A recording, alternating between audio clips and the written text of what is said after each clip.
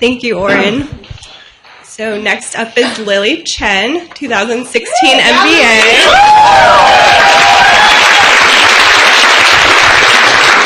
Lilly is originally from Utah, but grew up most of her life as a Jersey girl from New Jersey. And her fun fact is that she can talk and sing with her mouth closed. Should I do it now? Hey guys. Okay, I did not expect to do that. But anyways, so I'm just going to put it out there now. I'm not singing tonight. Sorry. But yeah, so as you can see, I can sing with my mouth closed. But again, much better at singing with my mouth open. At Sloan, I'm in the Rolling Sloans, and we have Battle of the Bands on March 9th. Tickets are going on sale. Tickets are going on. Sorry, I'm just very, very shortly. Tickets are going on sale tomorrow morning, and HBS apparently is getting up early to buy them. So please get your tickets before they buy up all the tickets. Anyways, so I sang a cappella in college, and really I've always been singing. Hopefully I've developed some sort of personal, professional brand here for music. This summer I finally got to intern at a record label, and I just was so happy to be close to the music. But again, $9 an hour salary was not so pleasing to my parents, but yeah, I was just so happy to be able to do it. But something that I have not shared with many people at all, in fact, I can probably count on one hand the number of people who know, is that I actually write music. It's something that I think, when I perform, I can act, I can sort of take on a character, but when it's your own words, it's very, very difficult. And even this act of being able to sing took a long, long, long time for me to get comfortable with doing that and sharing that with people. And so I guess kind of rewinding a little bit back to the roots. So my parents, actually, my mom is from the same town as Hope. So she has told me those one-room stories. And my dad came from a village. So pretty much, them coming here, setting the life for me, it was very much, giving me a fresh start. And they're really actually obsessed with setting me up for success, and I think a lot of people can relate to that here. And I was actually very okay with that. I was a very, very quiet kid. I was very shy. I didn't really have that many friends, but I was very well behaved, and really, really believed in what my parents were trying to do, and I worked hard. But I also started, thankfully my parents also were into music, and so I really fell in love with that as kind of an outlet, when I couldn't necessarily rely on other people and other kids. So I started sort of on Disney sing-along tapes with the bouncy balls, and would just kind of play those tapes over and over and over again. And then I also, in car trips, kind of my happiest memories from childhood were road trips where we would have the tapes playing. So my mom was really into the power ballads, so it was like Celine Dion and Whitney Houston. And after Titanic came out, My Heart Will Go On was my jam. So but I loved it, and I wanted to sing like that, and so I just kept singing, and it really became a huge part of my life. And I moved to New Jersey when I was 8 years old, and that was a really, really tough transition culturally, and just at that kind of an age, I didn't even know what New Jersey was at the time. My one kind of solace in all of that was that I was introduced to my best friend, Annie. And she was a family friend. My parents had gone to college with her parents back in China, and so, go way back. And, when I first went, she's also pretty shy, so we got that covered. But, she gave me this, monkey Beanie Baby, which was, the coolest thing. So we were best friends since that day. And yeah, I mean, again, adjusting, and it was just so amazing to have her, because we were just silly.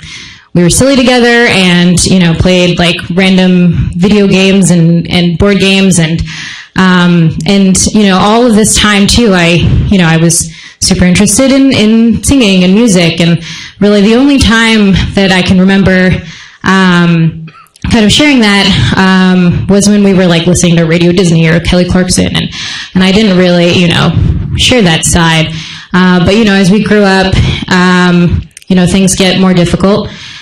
So Annie's family are honestly the sweetest and nicest people you'll ever meet, but just horrible things kept happening to them. So her dad was in a car accident in middle school. He recovered, thankfully. And then a year later, her mom got diagnosed with breast cancer. And, that was tough. I didn't really understand how to help her with that. But thankfully, after a mastectomy, she also went into remission and recovered.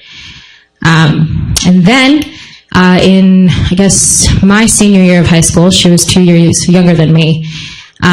She called me. We were supposed to do something later, and actually at this time too, I had moved closer to her high school, so I was very happy about this. But I got a call from, well, not a call, but really we were just chatting, and she said, "Oh, I'm going to the doctor, and I just have this, like, my knee's feeling weird." And I was joking about it. I was like, "Oh, you probably just fell and bumped it on something," and all of that. But no, it wasn't that. My mom actually told me later that she was diagnosed with osteosarcoma, which is a very, rare form of bone cancer. And yeah, I mean, I think I was shocked.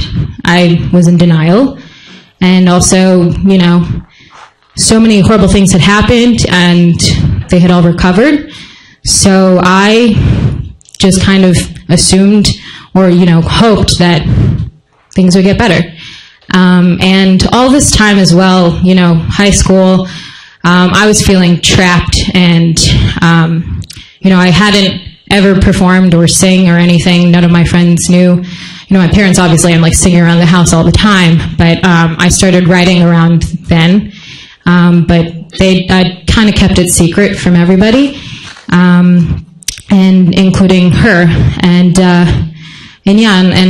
senior year of college, or senior year of high school, I got into college. I went to college, and I tried to be there as much as I could, but I honestly didn't really know how to help her and how to deal with the situation. But I kind of dealt with it in the best way I knew how, was to just continue sort of being silly and cheering her up and being there in the way that I knew how to be there.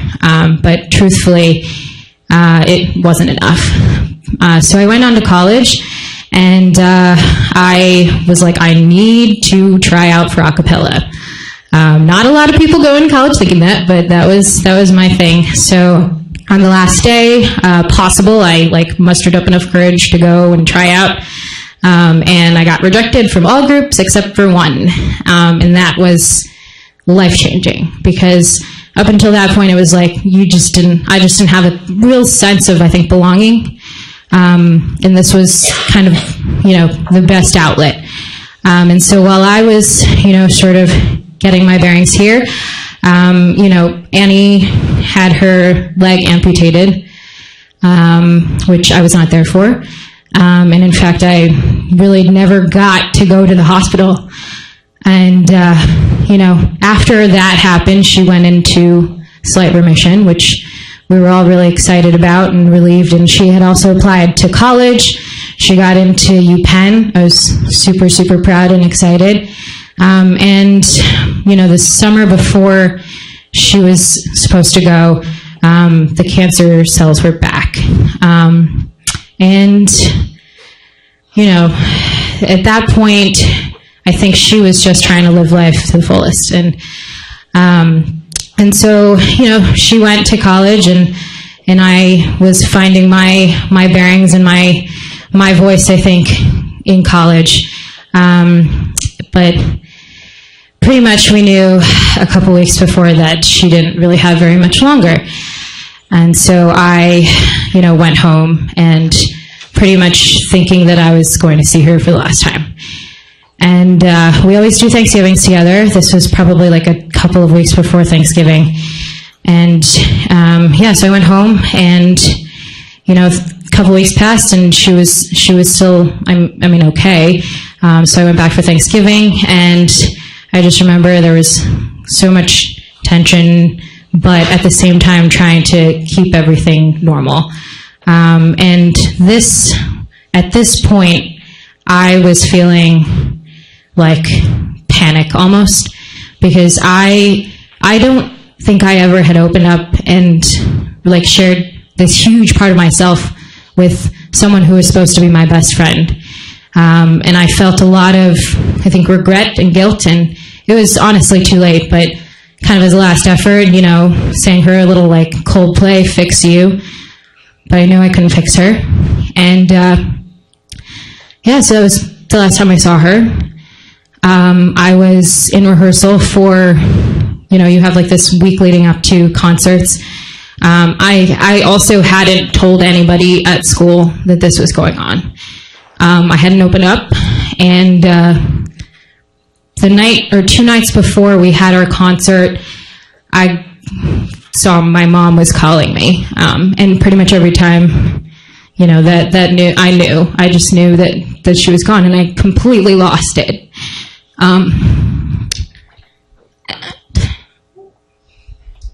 This is a lot better than when I was doing in rehearsal, so I'm proud of myself.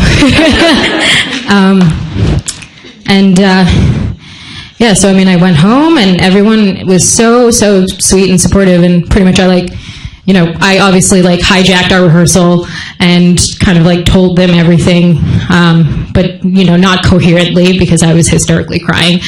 And then I went home, and people brought me brownies, and I was kind of processing, but not really. And then we had our concert.